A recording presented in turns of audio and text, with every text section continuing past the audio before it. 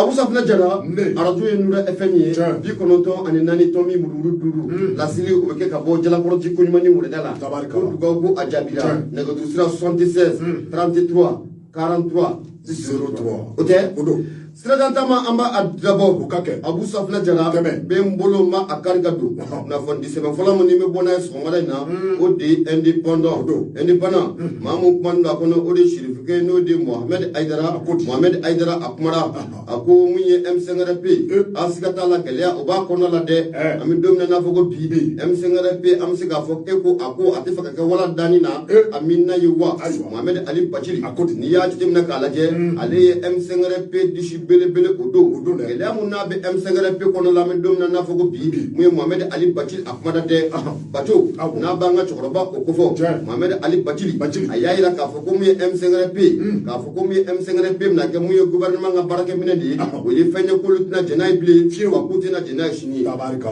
baka bola mu Mohamed Aidara ako adugolente mashila ka fogo mu M5RP ale de jekulu munna sigira singa la jibrama fanga ninka adafri peu ibina ka foka beni ka wati ni bo munye M5RP gele belebele oba akona la koy gele ni ya jitimuna kalaje abe M5RP tonde ndo ani Dr Sokel ko kala mayga nale nga jamana premier ministre gele ko abbo ulude nyonjela ula usiratigalla munye Mohamed Ali Bachili anga choroba kuna sini no benate ndo mama sikalo kleta ani nani aye kuna fondige wa kuna foni akelenta koy ibina ka foko ani shokma sisugo ofone M5RP dili doyi o bolo ko fofo kata framunye madam sika datuso ale fane M5RP dilidoy Modibo Sidibe ane konuma Sidibe nunum bala dile kuna foni ninga achari ayira ka fami domne na fogo bi munye jamana premier ministre no be Dr Sokel ko bala mange ko fo Abu Safina Jara uka show katika fi dakile okono pati baka fola ako ni yeko njatemina kalaje munye masikalo kile saba temene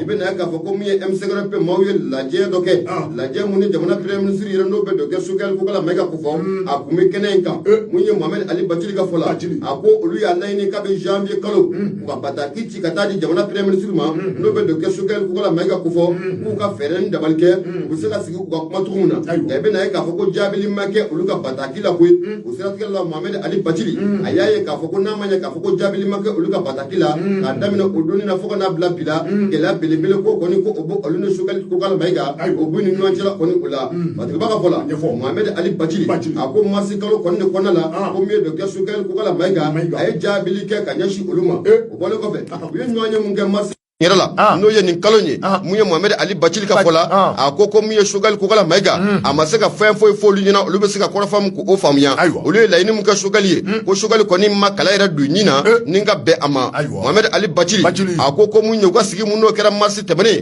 olu kumbirna ta te foye ole la ni belebele do reke muye Dr Sokel ko kala maiga fa fe nga ko Sokel ko kala maiga fa makala du nyina ninga bena aye fatu ba ka fola ame domine na fogo bi munye M5RP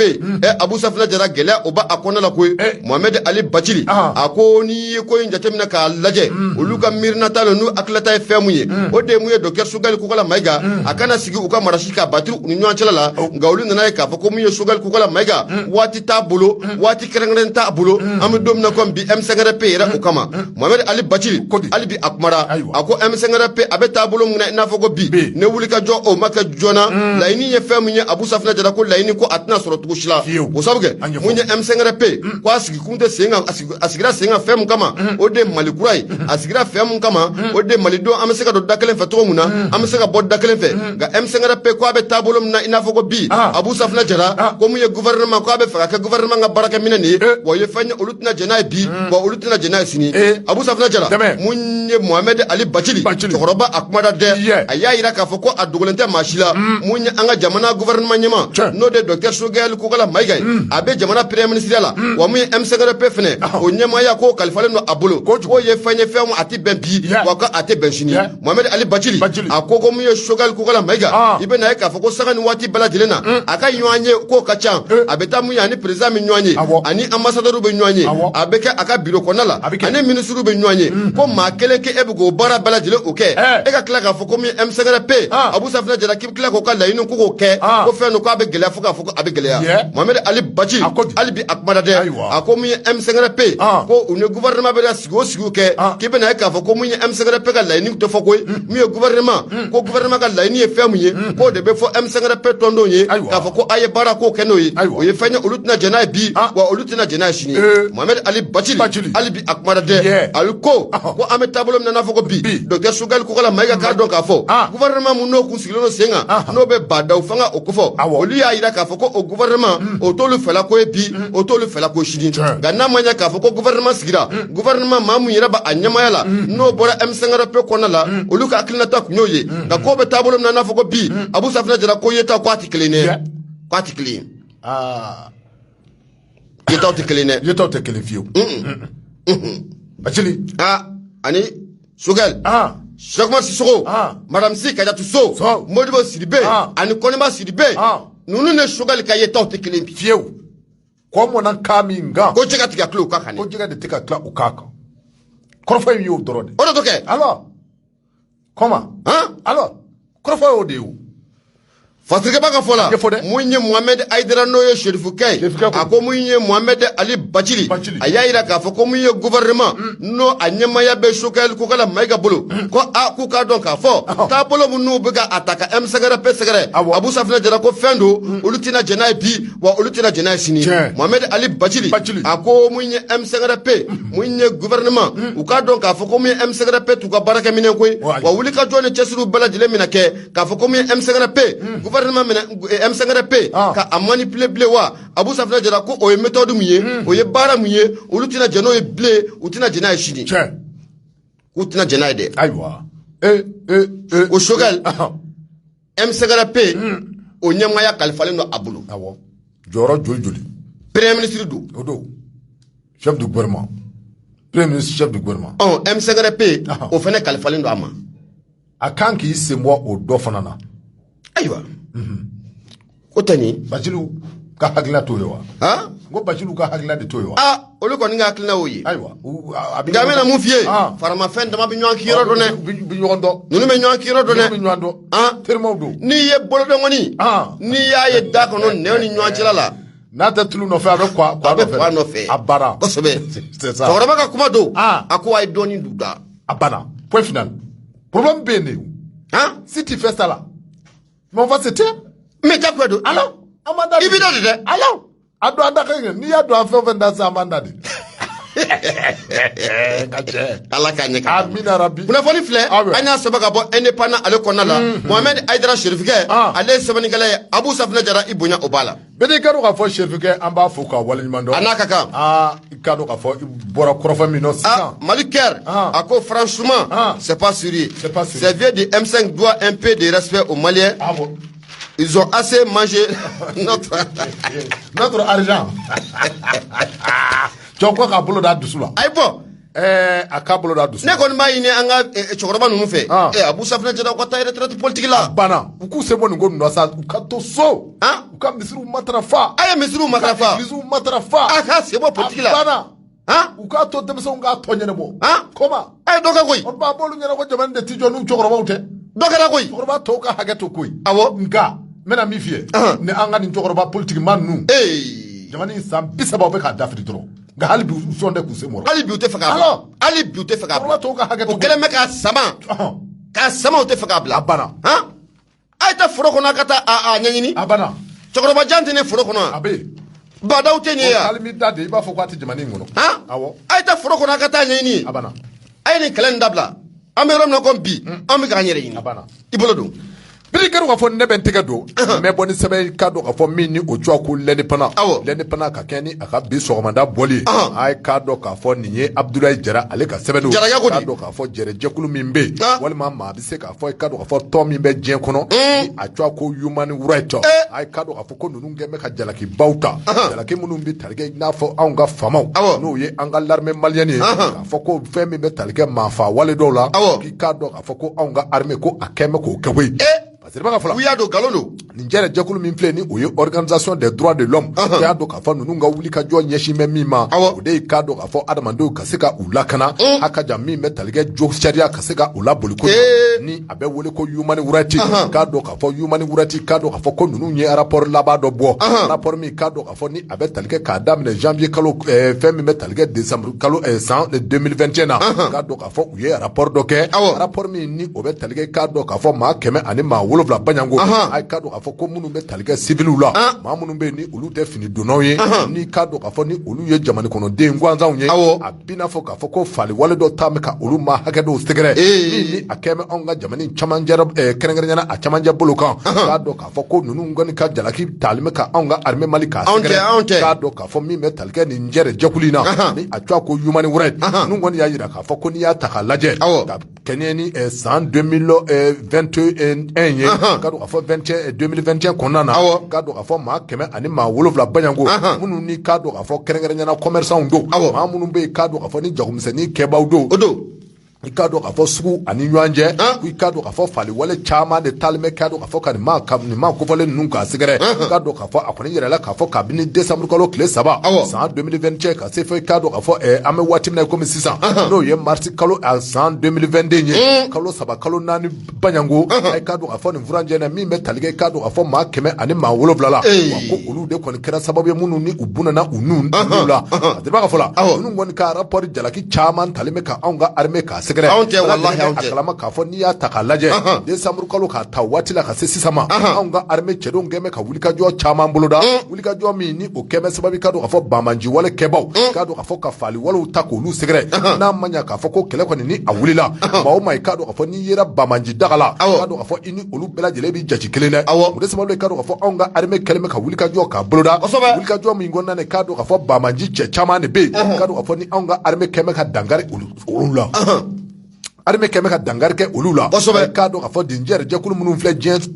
camancɛ bolo kɔnɔ walima diɲɛ ka tɔnba minnu bɛ yen ni olu ko u ka wulikajɔ kun ye ka adamadenya k'a matarafa ninnu kɔni kɛmɛ ka jalaki kundanw da jalaki minnu bɛ yen k'a dɔn k'a fɔ ni jalaki minnu bɛ yen k'a dɔn k'a fɔ ni u tɛ kurukun na jalaki minnu bɛ yen k'a dɔn k'a fɔ ni cɛ tɛ u bolo kɔni yirala k'a fɔ min bɛ tali kɛ anw ka armée maaw la k'a dɔn k'a fɔ ko u kɔni u ye kɔrɔfɔ ninnu u ye a démenti u ye kɔrɔfɔ ninnu nkalontigiya u y'a jira k'a fɔ nin rapport min ni a bɔlen filɛ nin ye ka jalaki kundanw ta ka anw ka armée k'a sɛgɛrɛ k'a dɔn k'a fɔ armée kɔni y'a jira k'a fɔ ko don nataw la k'a dɔn k'a fɔ ko olu yɛrɛ n'a rapport kɛ min b'a jira k'a fɔ nin kɔrɔfɔ minnu talen filɛ ka olu sɛgɛrɛ k'a dɔn k'a fɔ u nɔ tɛ a la bi u nɔ tɛ a la sini maa o maa bɛ yen k'a dɔn k'a fɔ ni a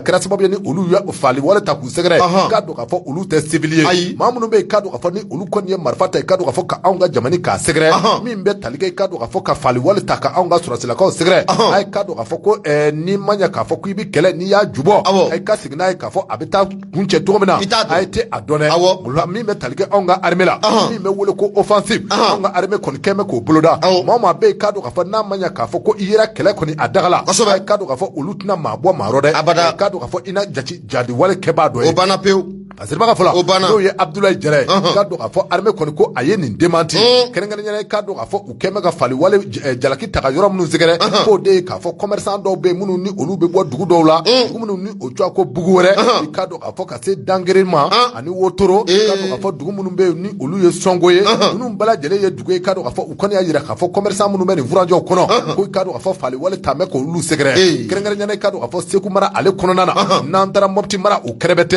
Kulukɔrɔ mara hakaja ka se o yɔrɔw ma k'a dɔn k'a fɔ ko fali wale kɔni ta mɛ ka maa minnu sɛgɛrɛ nin yɔrɔw la ko nin caman de bɛ yen minnu ni civiliw don min bɛ tali kɛ armée Mali la armée Mali kɔni y'a jira k'a fɔ ko u ye a démenti wa k'a dɔn k'a fɔ hakaja don nataw la olu yɛrɛ n'a rapport kɛ koyi rapport min b'a jira k'a fɔ ni u kan bɛ ko maa minnu fara olu fana n'a sɛgɛsɛgɛ k'a waleyaw dɔn nka kɔni an bɛ waati min na komi bi olu ka fali ma se maa si ma maa min bɛ yen k'a dɔn k'a fɔ n'i ye civil gansan ye maa min bɛ yen k'a dɔn k'a fɔ n'a ma ɲɛ k'a fɔ i ye duguden gansan ye k'olu kɔni wulila ka baga maa ma ko u ma kɛ fɔlɔ dɛ nka maa o maa bɛ yen k'a dɔn k'a fɔ n'a ma ɲɛ k'a fɔ ko fali wale ta mɛ k'i sɛgɛrɛ i k'a dɔn k'a fɔ i n'a kɛ jadiman ka tɔnden dɔ ye walima i ni olu bɛ bɛrɛ bɛrɛ la walima i ni olu bɛ janfa kɔnɔ min ni o bɛ ta ka anw ka jamana k'a sɛgɛrɛ wa maa o maa ye k'a dɔn k'a fɔ n'a ma ɲɛ k'a fɔ i ye marifa ta anw ka jamana in kan a ko armée Mali ko a tɛna i to yen dɛ patiri filɛ nin ye an ye min bɔ i k'a dɔn k'a fɔ indépendant kɔnɔ Abdoulaye Jɛrɛ ale ka sɛbɛn indépendant Abdoulaye Jɛrɛ foli o bɛ taa ni ka a sɛgɛrɛ ne ye indépendant ne ye a bila mun ye indicateur du renouveau ne ba ale sama ka gɛrɛna abu ne ko ni human rights yɛrɛ wati munna munye ibega fanga kume wa ni kumemi ogosabu 1 ogosabu 2 ni bekera kumemi yuma ni wuratima rapport ke o watulo et c'est pas maintenant que mais beka offensive ke feran dabali bela dile bega siga se galon jugu wuya jugu ka da armée la ka sura rapport armée mama fa armée mana mama fa yesigale ne kali yesigano madi wali may be rebelu ka daga kono de alors ni to daga kono c'était kima mondolo mun flani na atakira ngonu surasu kumara kodi surasu to ya ira ka foko mondolo mun flani abu abara manoko de amanoko mondolo surasu ya sigike nu ya nyefiyena abu safina jarebe joro ko sabuga muye population o ma chama ne be olu ne bamanchu dina marfatiko ne be ka baro ke ko be ndew ni yero la ni bundira abana civil ko kuma to la koy civil ko to yo mais les djihadistes là ou bien c'est dina marfatiko nous mais surasu donné abada alors non il fara alors surasu tew parce que utisika ke surasu parce que uté jamani shika boloka nga ni te balana wakati bala jele na on sigile no ni osobe indicateur duro no ne bale samaka gerna muinye mamu kumanda kono ni esiyo tamani maw ni yoro ka fatri oye ako muinye tu kono jukuba mumbe nanga mako fura de wagadu ani drangale ibe na ka fa ko muinye ni ndo akunte manena an walla kana bawye sariya ka binti chaw ka ira ka fa ko mati antefe ka mashiye munun na ni tu kono naina no be wagadu ani drangale okofo fatri ba ka fola namanya ka fa ko munye gelea obe faka do munye mali ne mortani o chelala ibe na ka fa ko munye autorité malienne olu ko ni yalla ni dimanche temane munye ni tu kono la mun flene no de fora de wagadu ane dirangale abu safna jira no tu kono naye munye bamanchu keleme ka tu nyaga dai abeni kana sanchama obo obeta laba ombela jele sabati o tu kono ne na ninga soroka firike munye an walla kana bawka o siratikalla namanya ka fa ko gelea ko be faka do ani mortani chelala munye mortani o ko aleka mamun no fatura ni yura ko fole na ko feran dabali be siga sigi senga to muna mamun yu ni gena ko karaba ko abu safna jara bolo akada uka an Allah kana ba fana yaira ka fo wala samu ye baran ko ni ko abe siga no ko bulo ko feran dabali ka ke munye ni futu ko na infle de no waga duwe fo ka ta fara munye derangale ka ma shi kana munu yero ko na la ble ame domina kompi la ni kunte dogora koy abu safna jara munye mali de munu men yura ko fole na fo ka ta fara munye mortan nga de munu men yura ko fole na uni anu bolo na flo be siga kishi to muna ka nyaki ka bo bamanchu toroma fatri baka fola nga o kibara mun na abina abu safna jara akeleme kololoide o kibara ko akeleme kololoy mamunun be no luka bara benno baka mara uma abu safna jara ku fana kule kanka abo akoni ko ndu de zemna kalaje ko nga gelen foka foko aka gelen ko sobuge munye ma chaman be ulubeta labe ne ke munye ni tukono juguna ina no be wagadu okofo ani derengale okofo dina marfatiki nunu chaman de abu safna jara ulube ke ni konna ina abu safna jara ako munye anwa gouvernement dimanche temene no bena munye marsigalo klita ani saba ukone kuna foni ka boka binti chaw ku te feka machie civili ka fokebe na munu wagadu konala derengale konala abu safna jara ku te feka shie abu safna jara anwa mlakana ba ya ira ka fo la ini kunte dora ko munye mani fu ma saka lakana to muna mortal nga de munu be ko fali bi ka ta ku segere mali de munu be ko fali bi ka ta ku segere an ira bi ka siga na do nyana mortal nga masakew olu sigalendo awna abu safna jara ko la ini kunte dore ni ko nunu bala dele mesaka nyeni to muna dinye ma jolina nga fatiki baka fola ko ngoni keleme gele ame domna na foko bi mamunu be no lika bara benno baka marama ni yoro ko folo ina olu ya ila ka fo ko ni tare na atara abu safna jara ko bara ko abina gele ko so ko ka bena gele foko abe gele ko so ko olu ka munu o te bani yoro ko folo ina an arme dunya ila ka fo mama de yira ni to ko na no be wagadu ko fo kata faramu ye derengale ka iye civilier abu ika ko bana ni yera atukona la ikara civile wa ikara jabu c'est tout imake yoro wara surati o matibo malaw abada afora de makana do twingono mashi abo fora de wagadu armete mashi kana do ma o mani yera kono ibe bunti o kanke koma aywa mais c'est ça baga marala munu ma ro la ul jene tanaide baga marala ma jena do ma jena ide mais na fora ko mo kana ta limite mi goro ko limite éviter ke ko éviter dron ko nga galene parce que mo te mo do mo la abada alors fora de wagadu ibaye ka fa muya attaque chama mi takanga arme sigare abe bon tu ko nay Nampala munun filani nampala nunu be attaquer wakati muna a bel la ben bela jelen kera munye ni fure de wakati konal la ngo sura sudo ya ira ka fo fure de wakati abu ibe do akona kliga ndre de fe ibi bolo kuru ira ti bolo kuru ko jugu obikere ko nga galene Abu Safna Jara munye fali munno taraka mortani nga don ko ni ko segere an walla kana baw ko ni yaira munye mortani masakawla ko an no te bi wa an no te shini wa buga wati mira ko fo ko munye mortani nga de munu sara wati muna o wati ira la ayira ka fo an walla kana bayira ku teni yoro ina wa an walla kana bani yoro ku ka janyo kana kosobe patri baga fola munye an wa tribunal militaire mbe o ko ni ira ayira ka fo ko munye an ka tu bena daile ma munu kira sobiye ka mortani nga de nunu ko ku fa Abu Safna Jara ko dona na tawla sigata la ko bolo ka be takada uka nga fem ko ni jele ina fo nono kene murtani ga denu me fatu domuna a doni kama munya an walla kana ba foy kunte munu na yoro ina awo neche an walla kana ba foy an ga matunde ha ukanye ni ko jinya manjolina kwa sege jinya manjolina an ga makuteu murtani ga de munu me sai munu sara yoro ina Abu Safna Jara nga sura su kunte adon kunte aish ha anga sura su kunde ado awuteu parce que fana do aka famia ko ka fam kuzo parce que on est jamana damado frontière ba on est jamana damado tchè no Niger Mauritanie a fomandi de ko abu fomandi de moy fomandi ko nja ci gamele ko so de note Mauritanie java ba kono de Tiendo Mauritania ka frontière daile awni wati muna mwesido ya embargo ta kan segere Mauritania ka frontière daile awni ambu fu la kosebe kay o ye fam ye olubu ta so fene ba anta soro uta da ma fugui fiu amaka nye fude ubu ta so fene ba anta soro ga kadam ne 2012 la kana bla fo bila ibaye ka fo ko mi jadi sunu no be dina marfatu ko fo Abu Safna Jara a chaman bulika ti dugo Mauritanie o bikede hal na ya sur frontière daile le kala ndamna ne sanche e attaque me kwa kara Mauritanie fiu yame nko nu shi donne nu hein o tige ça veut dire que adobe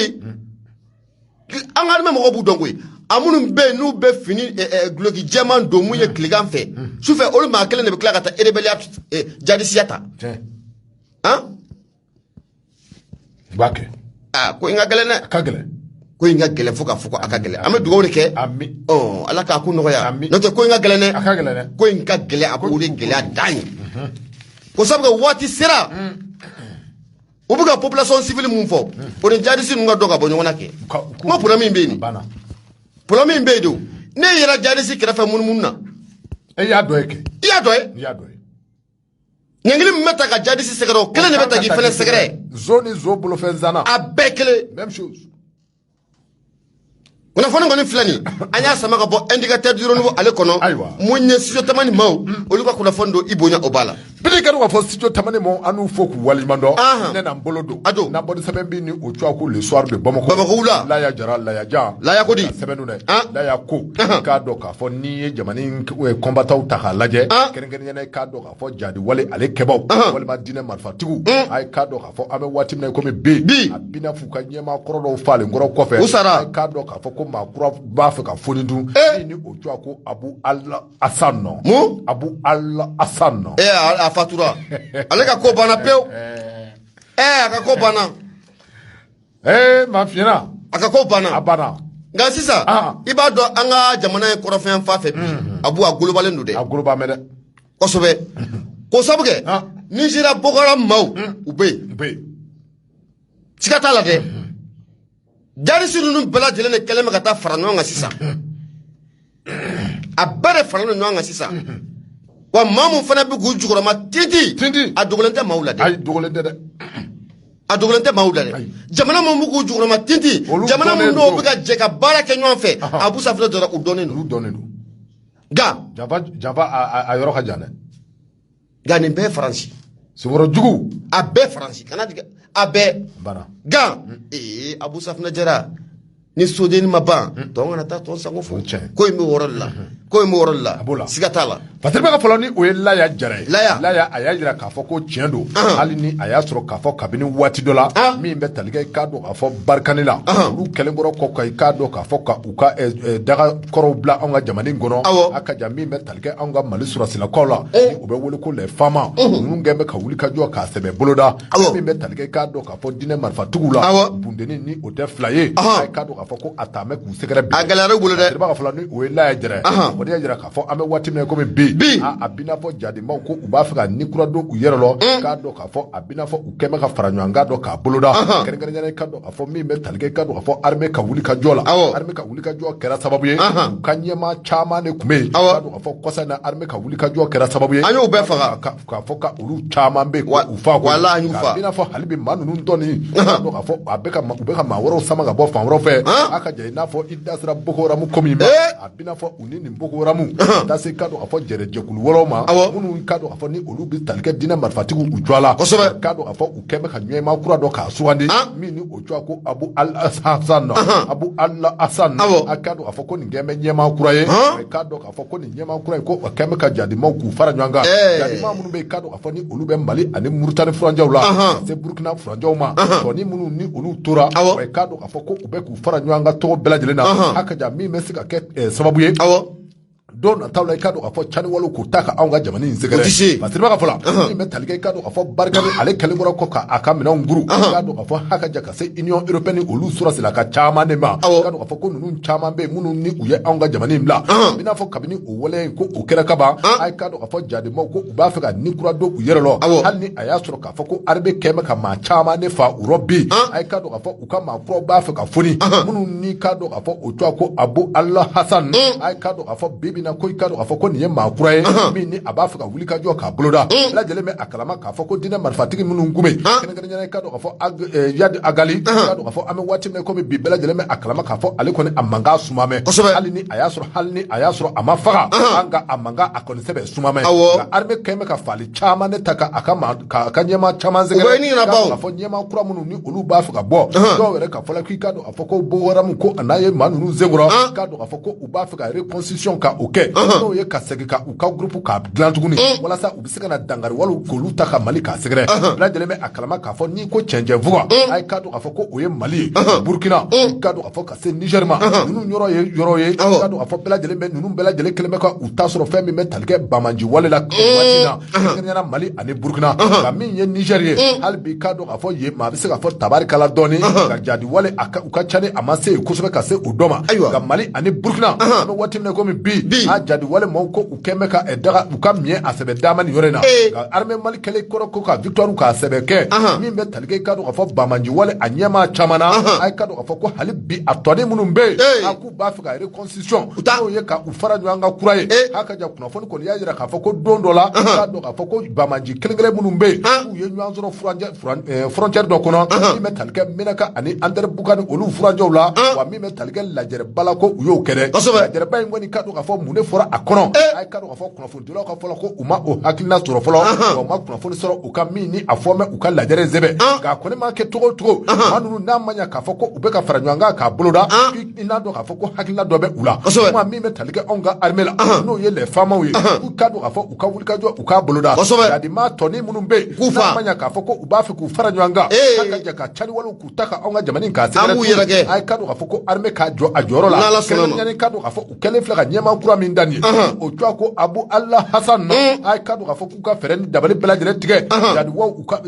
jadikɛbaw walima diinɛ marifatigiw u ka tɔn a kana se ka yakubaya tuguni anw ka jamana in kɔnɔ Fatiri filɛ nin ye an ye min bɔ i k'a dɔn k'a fɔ Soir de Bamako kɔnɔ Laya Jara ale ka sɛbɛn don Soir de Bamako Laya Jara foli o bɛ taa ni ka a sɛgɛrɛ o waati kelen na mun ye Seydou Dansogo an bɛ foli ta ni k'a sɛgɛrɛ Kuyati k'a fɔ a ye na ko a Dansogo Abu Safina Jara an bɛ taa mun ye Soir de Bamako ne ba ale sama ka gɛrɛnna maa mun kumalen don a kɔnɔ o de Maimuna Dumbiya Fakoli kumara a ko ka ɲɛsin Mali Faransi ani Union européenne ni ɲɔgɔn cɛla o la Union européenne filɛ ka condition minnu kɔni ko olu da nin ye k'a yira k'a fɔ ko n'i y'olu to an ka jamana o kɔnɔna la ko nin condition damadɔ de bɛ yen olu bɛ se ka to an ka jamana o kɔnɔna la n'an ka marabaw n'olu y'o condition ko respecté Abu Safina Jara ko olu bɛ to yen awɔ mais aïwa ni condition ni si ça ne a pas en favoriser y a pas de problème Fatigue t'en favoriser anta tout tala de abada teme Fatigue baka fola ako mu ni ko nunu koni Abu Safina Jara munye janfa jando de dalendo munye colonel Ashimi Koitaye aki farati kosobe akanata bijay ngono okay aki farati de janto Fatigue baka fola munye Maimuna Doumbia ako kibara koni ko osorola ka bo munye Union Européenne mawira hiro uka mamumbe no de Joseph Borrell ko aye bataki chikana di Mali fama ma ka ira ka foko munye Union Européenne na manya ka foko olubina to anga jamana okona la ga munye ko toli Abu Safina Jara ko condition o de ba alade ko luka toya Abu Safina Jara ko condition damado ko oba ala wa condition fola ye fe muye Abu Safina Jara ko lunne keleke chamuno oluba feya na be risuga keleke choko fo Abu Safina Jara ku ko operation ko kele ko atike yoro kelna bada ko bebi ka keleke ifan Fatigue baka fola ako munya anga jamana marago olu koni majabili ke kanya shini korofay mafolo gago muye colonel Ashimi Koitaye akanyi akili jagabo kuraye ka akili jagabo kuraye ka sekinga akili jagabo ka soroka jabili ke kanya shimu Union Européenne mau ukani condition munu flaga atani Abu Safina Jara akoni ye ko njate mina kalaje Ashimi Koitaye kage farati koy ko sabuge ni condition mundale Union Européenne mau fe Abu Safina Jara farati danga ko amo okonna ula Fatigue baka fola ako abiseka famia toji munye Européenne ale de boraka ida wati temununa ale ka keleke chamunu no lubanga jamana kono Abu Safina Jara ko olu ne Wagner ko oba anwa jamana kono ko olu ne Wagner na sika baraka nyon fe tugoshila ga Abu Safina Jara o shuma ko oduguma je munye o Union Européenne kele ale de blaka bataki kochi kana di an maraba ma ka ida ka foko olu be fakato anwa jamana okona la ga ni condition ko ode ba ala Fatigue baka fola munye Maimuna ye ako kunjumane la nunu segunu ko ningali tomi ko abesiki akoni dio ko njate mina kalaje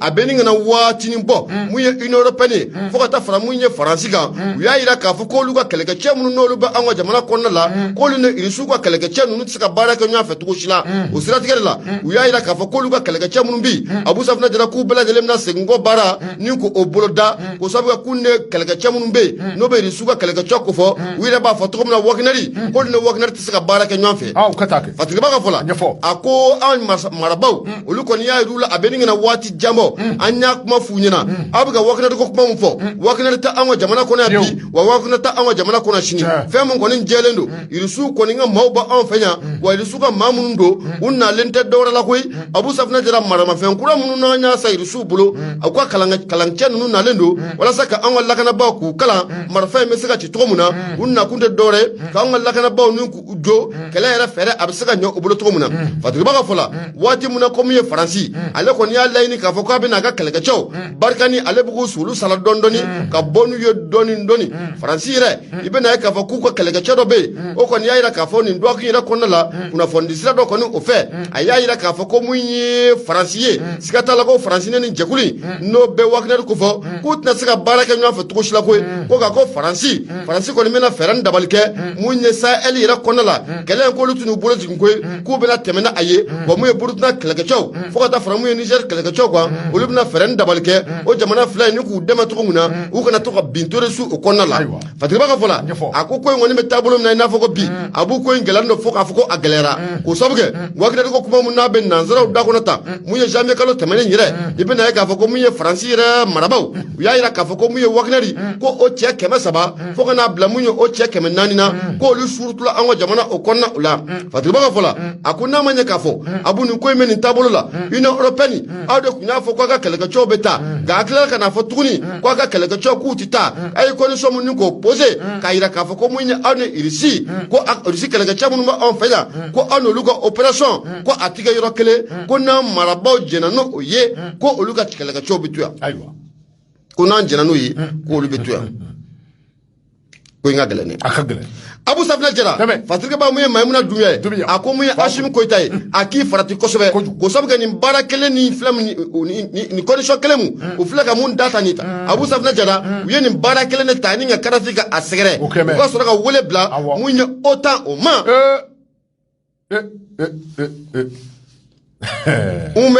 mena mon vieux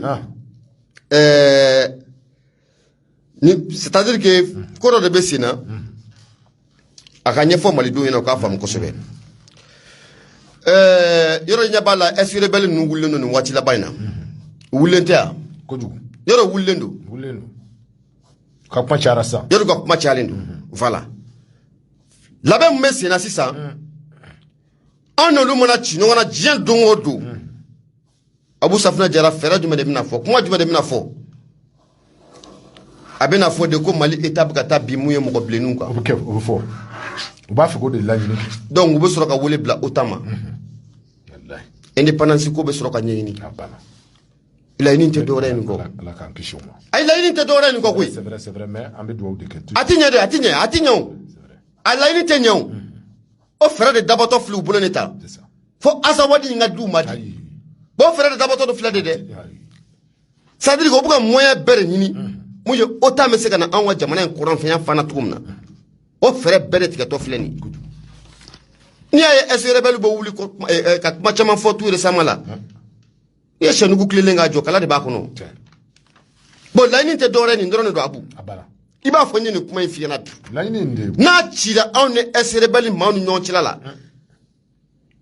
asiyawo semawo na chira anu che jema dungu da mi domna ko bi wira ba do fem ba kono ubado na nzoro bi na soro ka wuli ka fo ko don ko bi mi ka take mogoka c'est ça bi mi na take mogo blenu ka donc mun be fo la sam am accusé utina afuku ba accusé men bi ni feran dabali bele be ga sigi singa utan siga na tukum nango jamana kono ngati de atinya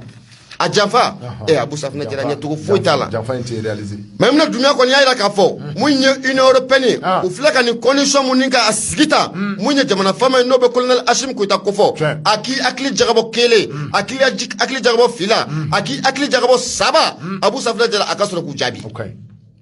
note jamun dalendo akana biya hono de kana biya hono awdo ko abita aitake ni ko bita aita taw tese e ka fo ku be condition wora opposé awdi ya fo ko munye irisuba kelege chamum nana on fenya akoko wakneri anya yira la ka fo ko wakner ta on fenya fam woni jelendo irisuba kelege chamum ma oba on fenya ni watina una kunte dore anwa arme anya minen kura munu sa irisula ka opolo una kuye kana anwa le fama anwa arme odike o marfa nu manipulation misika manipulate ko muna una kunye odi anwa oteto du fayna ona mafuye wa akoko onata be ko olumunu bia ko anolu sika chega baraka nyon fe uma foti ko onata be ku ni sika chega baraka nyon fe na klela kana kanu tuguni ko abeto ya ko gago condition mu no oba ala oliye maomba de former une européenne sur de former ko o sur kana fara abada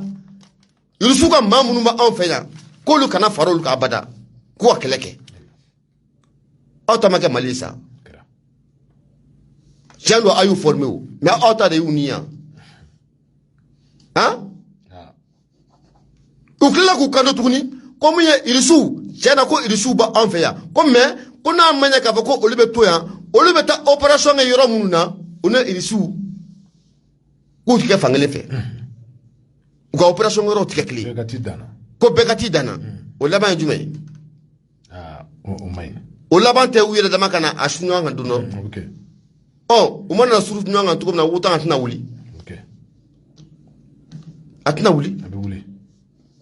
ngatinye de atinye tio wallahi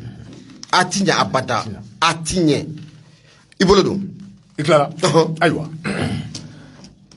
abana angata c'est bon angata ibolo de dusula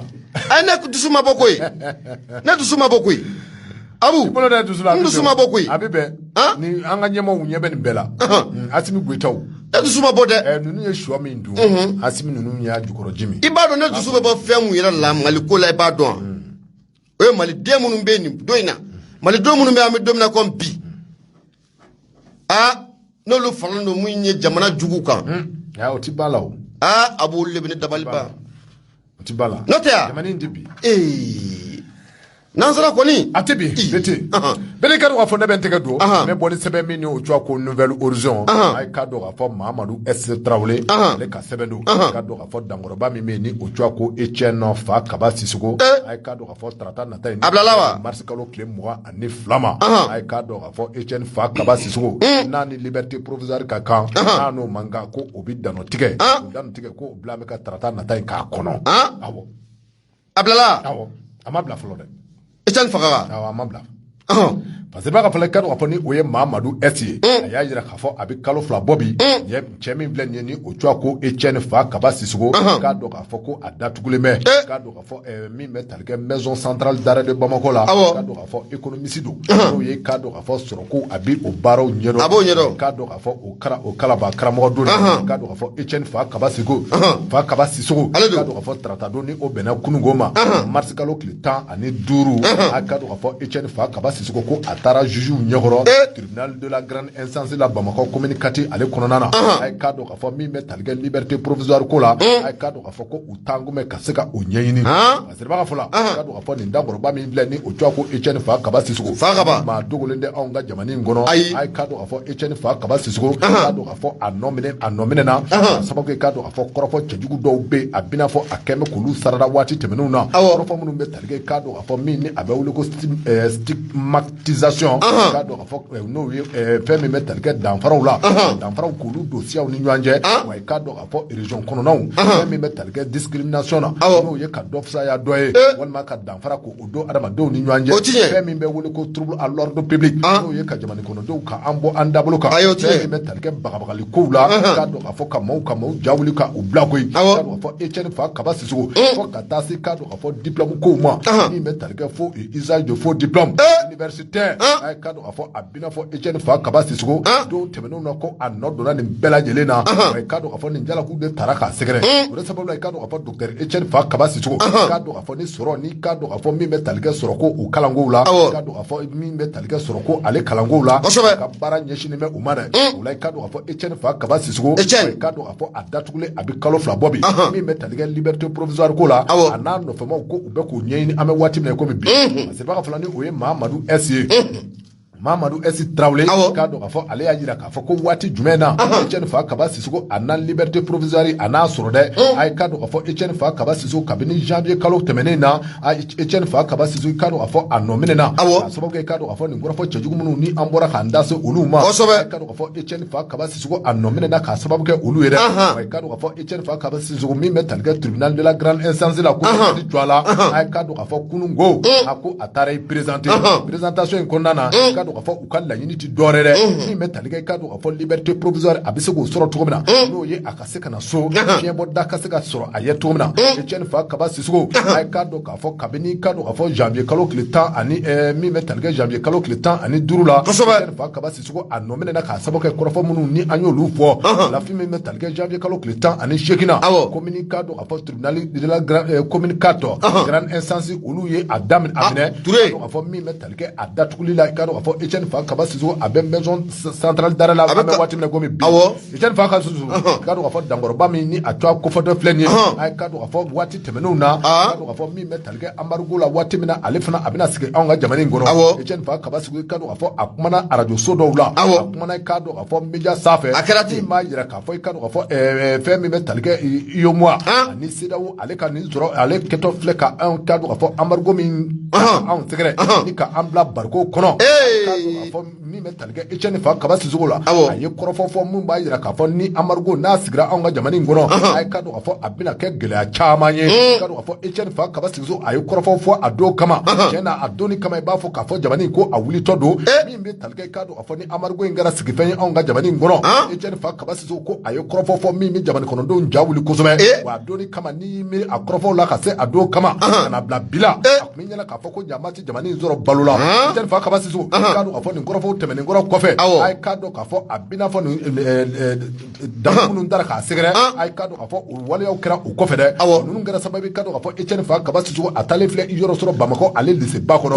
wati me ko mi bi abe kalo flani doni mo Etienne Fa Kaba Sissoko kado ka fo abe kaso bola way kado ka fo Bamako kaso boba abe ukono we wa mi metal ke liberté provisoire la ngo tarata do kado ka fo atara juju nyegoro juju kon ya yira ka fo ko fo ka taa se nata in ma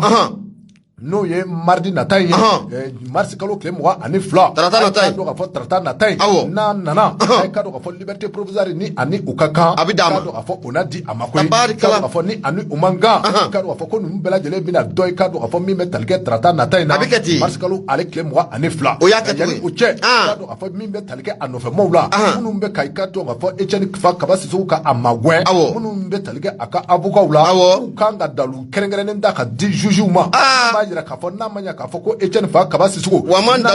liberté provisoire dira a ma wa a ti bɔ jamana in kɔnɔ bi a ti bɔ jamana in kɔnɔ sini k'a sababu kɛ i k'a dɔn k'a fɔ min bɛ tali kɛ a ka délibéré bɛɛ lajɛlen na n'o ye kiiri tigɛ a bɛɛ lajɛlen ye o bila mɛ ka avril kalo tile 13 kɔnɔ k'a sababu kɛ i k'a dɔn k'a fɔ maa dɔ bɛ yen min ni o cogoya ko Buba Fane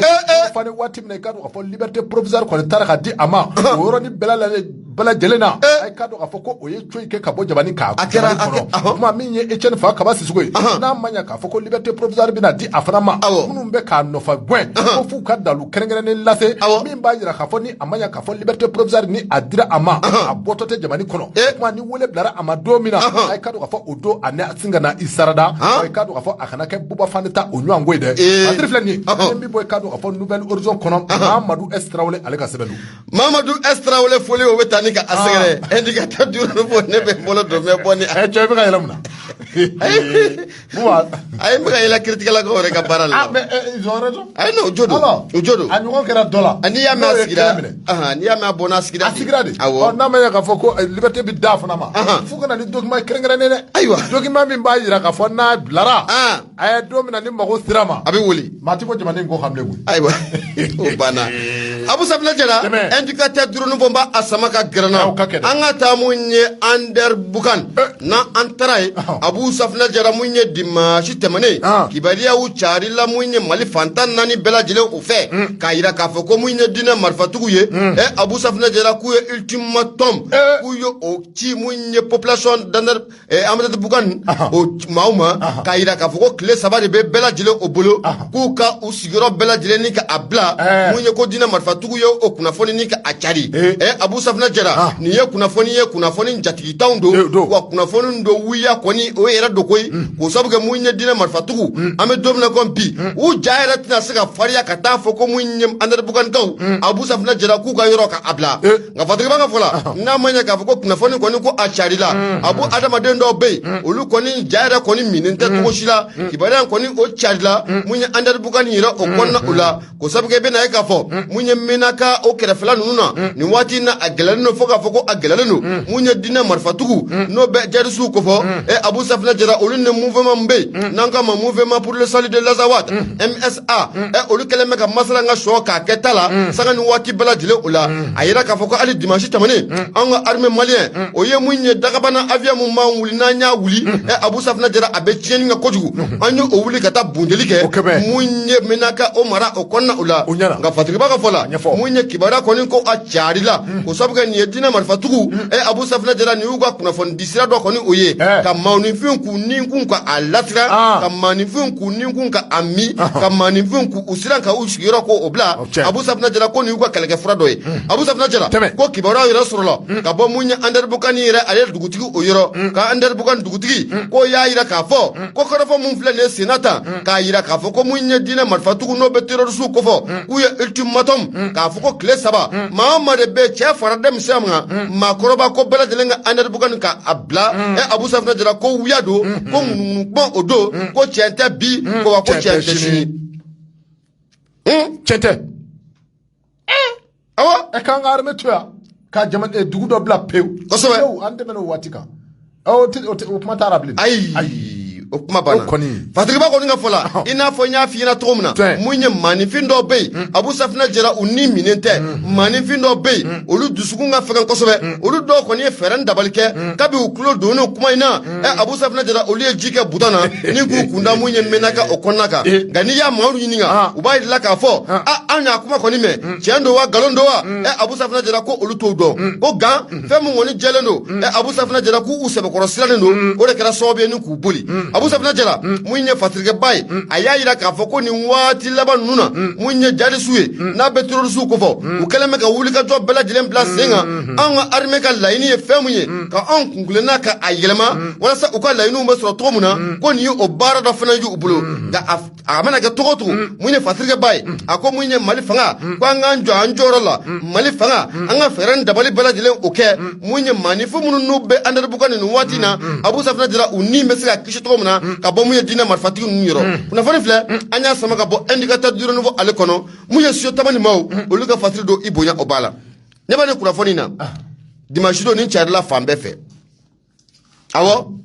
k'a sɔrɔ wuya don nkalon don wuya fa de bɛ jadisi la sisan i bɛ taa fɔ ko mun yɛrɛ bɛ ka jadisi kɛlɛ yɛrɛ gɛlɛya maaw bolo i b'a dɔn mun bɛ ka jadisi kɛlɛ yɛrɛ gɛlɛya bi an ka lakanabaaw bolo Abu i b'a dɔn fɛn mun don wa dugu dɔ bɛ yen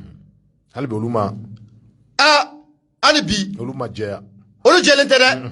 o de bɛ ka gɛlɛya o dugu caman de bɛ an ka dugu camancɛ fan ani kɔrɔnfɛn fan na olu ma jɛya olu jɛlen tɛ n'i ko k'i bɛ dugu bɛɛ lajɛlen ka a gosi k'a don ɲɔgɔn na sa a tɛ ɲami wa a bɛ ɲami a tɔgɔ dɔw la fɔ jateminɛ ka kɛ a la o de bɛ ka baara in yɛrɛ sumaya ka baara in gɛlɛya an ka maaw n'o tɛ fa de bɛ nin waati na jadisi k'a fɔ ko e bɛna fɔ ko duguden bɛɛ dɔ ka dugu dɔ maa bɛɛ ka f'i ka sa o fanga t'u la bilen dɛ f'i ka sa nka min bɛ baara in gɛlɛya dɔrɔn o ye nin yɔrɔnin ni Abu ko sabu kɛ n'i ko k'i bɛna buteli kɛ sisan bundeli kɛ tɔgɔ dɔ la e bɛ tiɲɛni kɛ dɛ i bɛ tiɲɛni de kɛ i bɛ tiɲɛni kɛ i na tiɲɛni kɛ kosɛbɛ u bɛ boli ka t'u ɲami maaw la o bɛ kɛ i bolo don i ka dɔn k'a fɔ an bɛ dugawu de kɛ hali jamana Ala k'a kolo suma parce que Ala k'a don jamana in kɔnɔ teliyala i k'a dɔn k'a fɔ n bɛ n bolo don n bɛ kɔni sɛbɛn min ni o cogoya ko le soir de Bamakɔ soir de Bamakɔ Laya Jara ale ka sɛbɛnniw an ka taa Kalabankoro bɛɛ lajɛlen bɛ a kalama k'a fɔ Kalabankoro ale ye sigida ye min ni a tɛngun bɛ Bamakɔ la hali ni a y'a sɔrɔ a tɛngunnen bɛ Bamakɔ la i k'a dɔn k'a fɔ Kati cercle o dugu dɔ don Kalabankɔrɔ n ka musokɔrɔba bɛ yen dɛ a bɛ yen Tatiya Jaratu bɛ yen dɛ a bɛ yen dɛ min bɛ tali kɛ k'a dɔn k'a fɔ gendarme minnu ni o ye fini donnaw ye gendarme minnu ni olu bɛ Kalabankoro an bɛ waati min na komi bi min bɛ wele ko anarque à ciel ouvert a ye k'a dɔn k'a fɔ o tɛ surafɛn t'o ye bilen dɛ anarque à ciel ouvert i ɲɛ yɛrɛ ɲɛ i ɲɛ walen ɲɛna olu b'u ta binkani kolo kɛnɛ kan da la hawla i bolo don parce que ka fɔla min ni o bɛ wele ko anarque à ciel ouvert a ye k'a dɔn k'a fɔ ko nin waleya cɛjugu in ko a bɛ ka ta ka i k'a dɔn k'a fɔ min bɛ tali kɛ population na Kalabankorokaw ka population ko waleya cɛjugu ta mɛ k'olu sɛgɛrɛ brigade de gendarmerie min ni a bɛ Kalabankoro an bɛ waati min na komi bi a ye k'a dɔn k'a fɔ bɛɛ lajɛlen bɛ a kalama k'a fɔ Mali kɔnɔ min bɛ tali kɛ i k'a dɔn k'a fɔ viɲɛti la viɲɛti bolifɛn bɛɛ lajɛlen ni viɲɛti ka kan mobili k'a daminɛ mobili la bolifɛn sen 2 bolifɛn sen 3 k'a dɔn k'a fɔ sen 4 bɛɛ lajɛlen kɔni k'a dɔn k'a fɔ ko bɛɛ lajɛlen kan ka viɲɛti ta bɛɛ lajɛlen bɛ a kalama k'a fɔ ko viɲɛti ni a bi ta k'a dɔn k'a fɔ Sankura viɲɛti k'a dɔn k'a fɔ ale délai o ye à partir du 31 mars viɲɛti kɔrɔ ye k'a dɔn k'a fɔ ni o b'i bolo k'a dɔn k'a fɔ bɛɛ lajɛlen bɛ a kalama k'a fɔ taama bɛ se ka kɛ ni o ye wulikajɔ bɛ se ka kɛ ni viɲɛti kɔrɔ ye misali la san 2020 cɛ k'a dɔn k'a fɔ ale viɲɛti hali bi an bɛ waati min na komi bi k'a dɔn k'a fɔ baara de bɛ kɛ ni ale ye koyi min bɛ tali kɛ k'a dɔn k'a fɔ viɲɛti 2021 na hali bi mɔgɔw bɛ se ka circuler ni o ye cogo bɛɛ lajɛlen na wa o ye jamana ka sariya kisɛ ye min ni k'a dɔn k'a fɔ o bɛ gafew kɔnɔ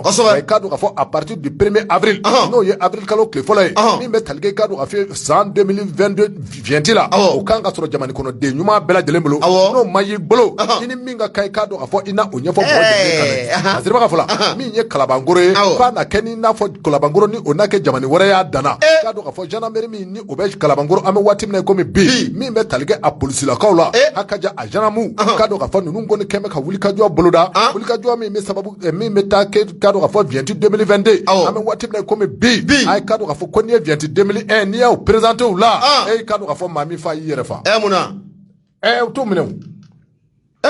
u t'a minɛ kolokan k'u t'o minɛ a siraba ka fɔ la n'o ye Laya Jara ale kɔni y'a jira k'a fɔ san 2021 viɲɛti i k'a dɔn k'a fɔ nin gendarme n'u ye wulikajɔ n'u y'a boloda a ye k'a dɔn k'a fɔ maa minnu n'olu ye siraba ale matarafabaw ye viɲɛti 2022 k'a dɔn k'a fɔ ko u bɛ o ɲininkali de k'i la wa ni viɲɛti 2002 ma y'i bolo min bɛ tali kɛ 2001 la 2021 na a ye k'a dɔn k'a fɔ ko u na fɛɛrɛ ni dabali bɛɛ lajɛlen tigɛ min bɛ tali kɛ surafɛ la ko u na o minɛ la dɛ wa viɲɛti 2022 k'a dɔn k'a fɔ bɛɛ lajɛlen bɛ a kalama k'a fɔ ale baara kan ka daminɛ ka kɛ ni avril kalo ale tile fɔlɔ ye n'a ma ɲɛ k'a fɔ o ma se fɔlɔ i k'a dɔn k'a fɔ an bɛ mars kalo ale tɔni na 2021 vieti hali bi o bɛ se ka baara kɛ nka o k'a to population ka se ka vague i k'a dɔn k'a fɔ population ka se k'a ka munumunu zalo k'o kɛ ni vieti 2021 koyi wa min bɛ tali kɛ 22 la bɛɛ lajɛlen bɛ a kalama k'a fɔ a minɛ waati a ma se nka ni ninnu ye i minɛ circulation na n'u y'i minɛ patrouille sɛbɛn n'i ma 22 yira u la a ye k'a dɔn k'a fɔ ko n'i ye 21 yira u la min bɛ tali kɛ i k'a dɔn k'a fɔ corruption à ciel ouvert anarchie à ciel ouvert a k'u b'o ta k'i sɛgɛrɛ dɛ n'i ma wari bɔ i tɛmɛ dɔ tɛ n'i ye wari minɛ n'a ye wari dibaga de bɛ yen o fana ye tiɲɛ an ka nin cogo la n'i ma di i tɛ taa dɛ i bɛ taa i tɛ taa n bɛna mun f'i ye i bɛ jɛ Abu Safinɛ Jara i bɛ jɛ moto kɔ ayi jamuto ko tɛ n bɛna mun f'i ye finitigi filɛ nin maa mun ka jugu a ma i b'o dɔn wa maa mun b'a ka sariya dɔn mais maliyɛn an bɛɛ lajɛlen pressé don tout le monde bɛɛ avec cette histoire ni 200 di bon bɛɛ lajɛlen pressé don o bolo kan o de man ɲi bɛɛ pressé don han u ye minɛ sisan i yɛrɛ b'a dɔn binkali taara k'i sɛgɛrɛ kana girin k'a fɔ ko wa ko i b'a di n ye binkali di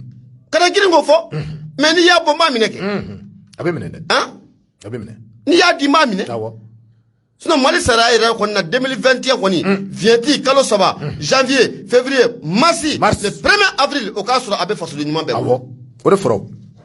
mais mars ma sa fɔlɔ o ma sa fɔlɔ jagoanifin o y'u yɛrɛ nɔ ye lajɛra ale ka fɔ la ko i k'a dɔn k'a fɔ baara a bɛ an ka maaw bolo i k'a dɔn k'a fɔ min bɛ tali kɛ fɛn min bɛ tali kɛ autorités la kɛrɛnkɛrɛnnenya camanjɔrɔ faga a ye k'a dɔn k'a fɔ ko baara bɛ u bolo i k'a dɔn k'a fɔ min bɛ tali kɛ refondation na n'a ma ɲɛ k'a fɔ ko refondation ko kuma ni a bɛ fɔ wa ni a bɛ kɛ bɛɛ lajɛlen bɛ a kɔnɔ kuma i k'a dɔn k'a fɔ ministre so min ni o ka baara ɲɛsin bɛ protection civile ma